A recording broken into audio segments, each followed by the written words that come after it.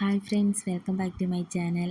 നമ്മൾ രാവിലെ ബ്രേക്ക്ഫാസ്റ്റ് ഉണ്ടാക്കുന്ന ചപ്പാത്തിയൊക്കെ ചിലപ്പോൾ അധികം വരാറുണ്ടല്ലേ. അപ്പോൾ അത് തന്നെ നമുക്ക് വൈകിട്ട് കഴിക്കാൻ ചിലർക്കൊക്കെ മടി കാണും. അപ്പോൾ അത് വെച്ചിട്ട് നമുക്ക് തയ്യാറാക്കാൻ പറ്റുന്ന ഒരു സ്നാക്സ് റെസിപ്പി നോക്കിയാലോ. അപ്പോൾ അതിനായിട്ടൊരു 2 മുട്ട എടുത്ത് നമ്മൾ സാധാ മുട്ട വറുക്കുന്നത് പോലെ നമുക്കൊന്ന് വറുത്തെടുക്കണം. അതിനുശേഷം നമുക്കത് നീളത്തിൽ ഒന്ന് ചെറുതായിട്ട് കട്ട് ചെയ്തെടുക്കണം. ഇതേപോലെ ഒന്ന് കട്ട് ചെയ്തെടുക്കുക. പിന്നീട് നമ്മൾ ബാക്കി വന്നിട്ടുള്ള ചപ്പാത്തിയും ഇതേപോലെ തന്നെ നീളത്തിൽ കട്ട് ചെയ്തെടുക്കാം. ഇനി ഒരു പാനിലേക്ക് കുറച്ച് ഓയിൽ ഒഴിച്ചു കൊടുക്കാം. ഓയിൽ ഒന്ന് ചൂടായി വരുമ്പോൾ അതിലേക്ക് ഒരു മീഡിയം സൈസ് സവാള, കുറച്ച് ക്യാരറ്റ്, 2 പച്ചമുളക് ഇത്രയും കൂടി നന്നായിട്ടൊന്ന് വഴറ്റിയെടുക്കണം.